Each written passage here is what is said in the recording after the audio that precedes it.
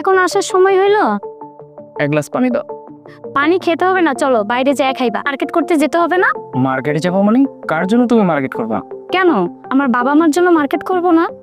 আমার বোনের জন্য মার্কেট করতে হবে, আমার ছোট ভাই আছে তার জন্য মার্কেট করতে হবে। তুমি টাকা পাইলা কোথায়? তুমি ডয়ারে টাকা রাখছিলে না, ওইখান থেকে নিছি। কি? ওই টাকা দিল মানে? ওই টাকা রাখছি তোমার বাবা মা মার্কেটের জন্য, আমার ভাতিজার মার্কেটের জন্য।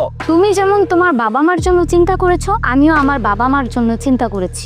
এই কি বলছো তুমি? তোমার বাবা মার মার্কেটের টাকা কি আমি দিব? তাছাড়া তোমার দায়িত্ব কর্তব্য আছে না, তুমি ওইবারে জামাই না। হ্যাঁ, আমার কর্তব্য আছে। এমন কোন বছর আছে যে তোমার বাবা মাকে আমি ঈদ মার্কেট না করে দেই? তাই বলে কি তোমার বাবা মাকে আবার প্রতি বছরে মার্কেট করে দিতে হইব? আমাদের বিয়ের বয়স 5 বছর হয়েছে, এখন পর্যন্ত তোমার বাবা মা আমার জন্য একটা ঈদে একটা সুতা নালও দেয় নাই। বুঝছো, দেখো প্রতি বছর তোমার বাবা মাকে আমি মার্কেট করে দিচ্ছি। তোমার বাবা মা আমার জন্য কি করে দিছে? তাই বলে কি তুমি আমার বাবা মাকে মার্কেট করে দিবা না? তো একবারও বলিনি যে তোমার বাবা মার জন্য মার্কেট করব না। প্রতি বছর আমার বাবা মার জন্য যা কিনেছি তাই কিনেছি তোমার বাবা মার জন্য। দেখো সাথী, আজকে তুমি যেই কাজটা করেছো সেটা তুমি মোটেও ঠিক করনি। আমার অবস্থানটাও তোমার বুঝতে হবে। আমি সারাদিন পরিশ্রম করে আসছি, তোমার কাছে এক গ্লাস পানি তো চাইছিলাম, সেটা তুমি এনে দিলেও পারতে। তা না করে তুমি মার্কেটে যাওয়ার জন্য অস্থির হয়ে গেছো। আচ্ছা সরি, আমার ভুল হয়ে গেছে। আচ্ছা ঠিক আছে, আমি একটু ফ্রেশ হয়ে নেই, তারপরে মার্কেটে দুজনেই বের হচ্ছি।